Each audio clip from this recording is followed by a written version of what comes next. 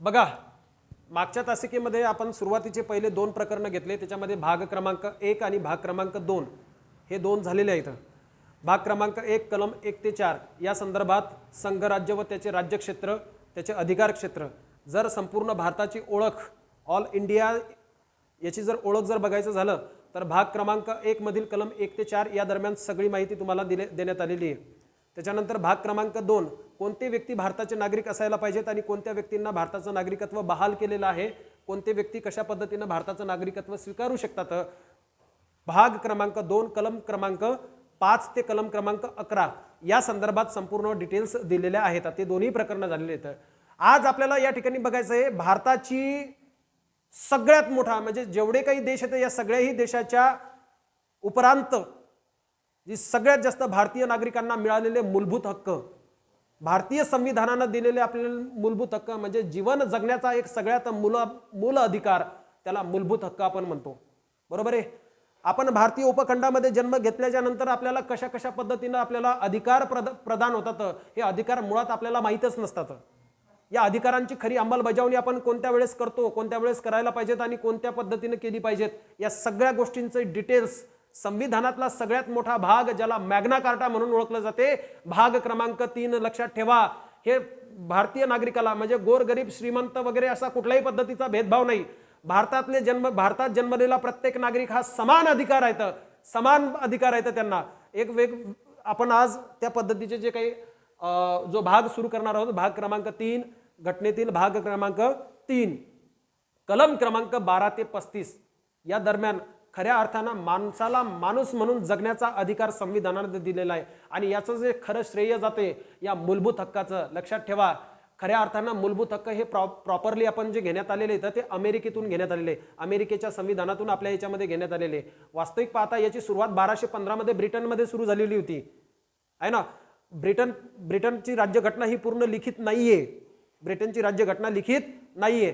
आपल्या भारतात जन्मलेल्या प्रत्येक नागरिकाला दिलेले अधिकार कोणकोणते येतं त्याचं संविधानामध्ये दिलेलं एकदम स्वरूप. एकदम याची सुरुवात जर करायची झाली या तिसऱ्या प्रकरणाची, एक लक्षात घ्या. भाग क्रमांक 3 कलम 12 ते 35 या दरम्यान मूलभूत हक्क आपल्याला प्रदान करण्यात आलेले आहेत संविधानानं प्रत्येक नागरिकाला.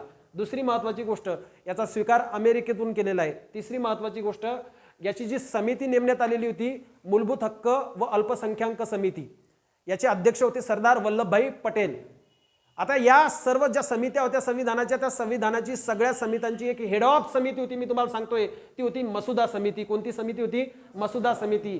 घटना लिहिण्याचं काम आणि घटनेमध्ये कोणकोणते स्त्रोत, कशा पद्धतीनं घटनेत कोणकोणत्या गोष्टी घ्यायच्या आहेत, कोणकोणत्या ठेवायच्या आहेत, याचे हेड ऑफ डिपार्टमेंट होतं मसुदा समिती. आणि मसुदा समितीचे अध्यक्ष होते डॉक्टर बाबासाहेब आंबेडकर. लक्षात ठेवा. आपल्याला इथं मूलभूत हक्क बघायचे. मूलभूत हक्काविषयी जी समिती नेमण्यात आलेली होती, मूलभूत हक्क विषयक उपसमिती, तर लक्षात ठेवा याचे अध्यक्ष होते सरदार वल्लभभाई पटेल. कोणत्या देशातून घेण्यात आलेले तर? अमेरिकेतून घेण्यात आलेले तर मूलभूत हक्क. तर सुरुवात करूया आज आपण कोणकोणते हक्क आहेत. याचे प्रामुख्यानं गट तयार केलेले आहेत. पहा, याचे एकूण 5 गट तयार होतात मूलभूत हक्कांचे. एक आहे समानतेचा हक्क, दुसरा आहे स्वातंत्र्याचा हक्क, तिसरा आहे शोषणाविरुद्धचा हक्क, तिसरा आहे धर्म स्वातंत्र्याचा हक्क आणि चौथा आहे सांस्कृतिक व शैक्षणिक हक्क. हे 4 ग्रुप्स तयार केलेले आहेत. तसं मूलभूत हक्क जर अभ्यास करायचा असेल तर कमीत कमी आपल्याला 2 दिवस लेक्चर घ्यावं लागते हे पूर्ण व्यवस्थितरित्या समजण्यासाठी. आणि साधारणतः क्लास 3चे जे मुलं असतील, क्लास 2चे मुलं असतील, पोलीस भरती, आर्मी भरती यांच्यासाठी खास हे लेक्चर आहे. पहिलं बघा, कलम 14 ते कलम 18 पर्यंतचा पहिला ग्रुप आहे समानतेचा हक्क. कोणता आहे? कलम 14 ते 18. तर पहिलं घेऊया आपण कलम 14, कायद्यासमोर समानता. काय आहे? कायद्यासमोर समानता. लक्षात ठेवा, कायद्यासमोर समानता काय आहे तर याचे देखील 2, एक पॉझिटिव्ह पॉइंट पडतो आणि एक निगेटिव्ह येतो. एक मी सांगितलं सकारात्मकता, याच्यामध्ये काय आहे 14 एक सकारात्मकता आणि याच्यातलं 14 2 सॉरी पहिलं एक हे नकारात्मकता आणि दुसरा आहे सकारात्मकता. बरोबर आहे.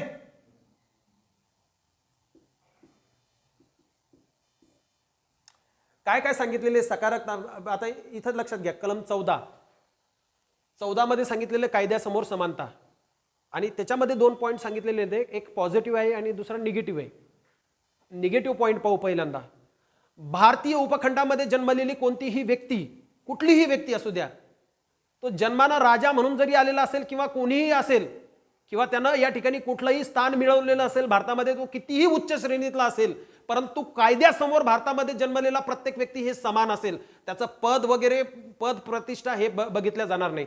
तो कितीही मोठा असू द्या, तो कायद्यासमोर काय असेल, समान असेल. म्हणजे या ठिकाणी नकारात्मकतेचा पॉईंट काय येतो त्याच्यामध्ये, की कुठल्याही एका व्यक्तीला विशेष प्राधान्य देण्यात आलेलं नाही कायद्यासमोर. कोणताही एक व्यक्ती विशेष प्राधान्य प्राप्त करत नाही. सगळ्या व्यक्तींना समान अधिकार आहेत. एकाच बाजूत, एकाच तराज्यामध्ये यांना मोजल्या जाईल. म्हणून याला निगेटिव्ह पॉईंटनं जर बघितलं तर काय, कोणत्याही एका व्यक्तीला विशेष अधिकार प्राप्त होत नाही तर कायद्यासमोर. फक्त याच्यामध्ये अपवाद ठरतात राष्ट्रपती, राज्यपाल आणि तिसरा घटक कोणता आहे? तिसरा घटक कोणता आहे?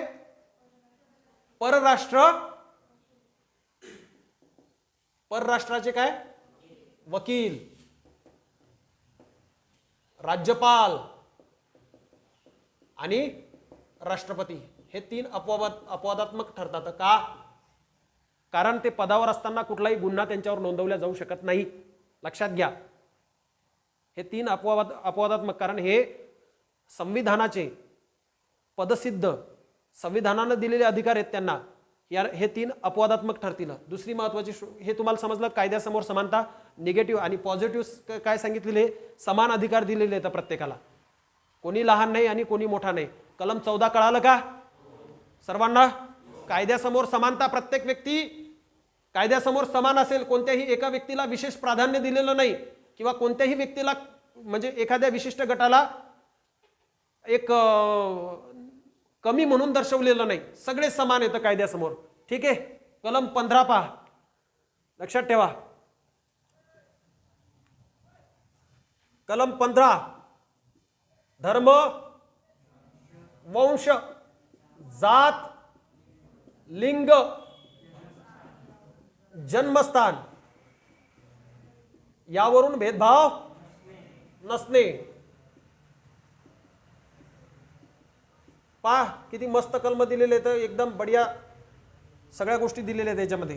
कलम 15, धर्म, वंश, जात, लिंग, जन्मस्थान यावरून भेदभाव नसणे. राज्य संस्थेमध्ये जन्मलेला प्रत्येक व्यक्ती, कुठलाही व्यक्ती असो, कोणत्याही धर्मामध्ये जन्मलेला असो, कोणत्याही वंशामध्ये जन्मलेला असो, त्याची जात कोणतीही असो किंवा लिंग कुठलंही असो, यामध्ये त्यांना समानतेचे अधिकार दिलेले आहेत प्रत्येक व्यक्तीला. यदा कदाचित लक्षात ठेवा, हे मूलभूत हक्क जर आपल्या मूलभूत हक्कांवर जर गदा येत असेल, मूलभूत हक्कांवर काय येत असेल, गदा येत असेल किंवा मूलभूत हक्क हिरावून घेतल्या जात असतील, तर तुम्हाला एकच लक्षात ठेवा, या घटनेतला सगळ्यात मोठा भाग, या घटनेतला ज्याला खऱ्या अर्थानं आत्मा म्हटल्या जाईल तर ते मूलभूत हक्क येतं. आता याच्यामध्ये पहा, कलम 15, धर्म, वंश, जात, लिंग, जन्मस्थान यावरून कुठलाही भेदभाव नसते. या कुठल्याही गोष्टीवरून कोणत्याही व्यक्तीचे भेदभाव केले जाणार नाहीत. नंतर कलम 16, सार्वजनिक रोजगारामध्ये समान संधी. सार्वजनिक रोजगारामध्ये समान संधी.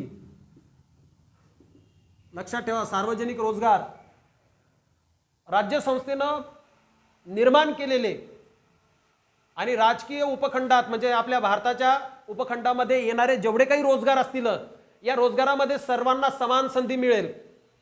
तुमच्या अपवाद त्याच्यामध्ये क्वालिफिकेशन वगैरे असेल, अनुभव असेल, त्या गोष्टी, परंतु या रोजगारामध्ये जेवढ्याही जागा काढेल सरकार, त्या रोजगारामध्ये प्रत्येक व्यक्तीला समान अधिकार आहेत. हे म्हणजे सार्वजनिक रोजगारामध्ये काय असेल, समान संधी. नंतर कलम 17, लक्षात ठेवा, कलम 17, अस्पृश्यता नष्ट करणे. हे सगळ्यात महत्त्वाचं कलम आहे भारतीय राज्यघटनेतलं, अस्पृश्यता नष्ट करणे. लगान पिक्चर पाहिला असेल तुम्ही सर्वांनी, बघितला?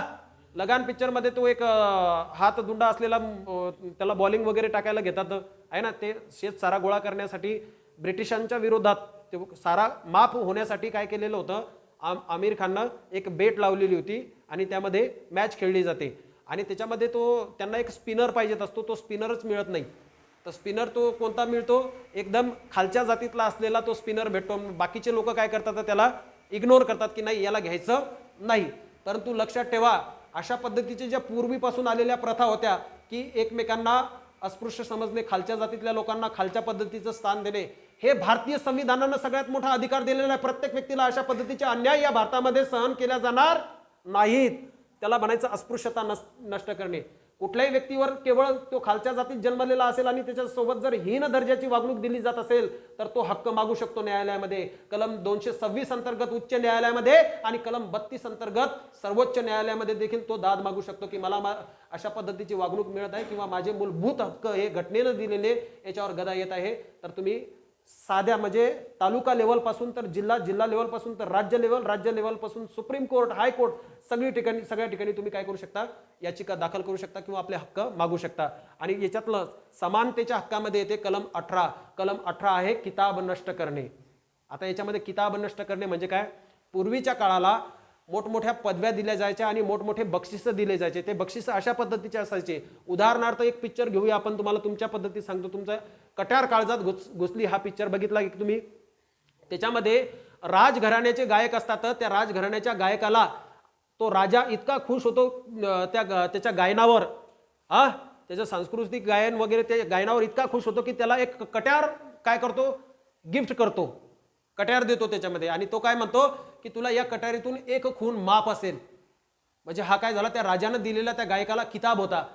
तर असे पूर्वी किताब चालायचे. हे किताब म्हणजे वेगवेगळ्या पद्धतीचे अधिकार लोकांना दिले जायचे. तर हे अधिकार कायद्यानं सगळे काय बंद केलेले आहेत. अशा पद्धतीचा अधिकार कोणाच्या जगण्यावर तुम्ही बंधन घालू शकत नाही.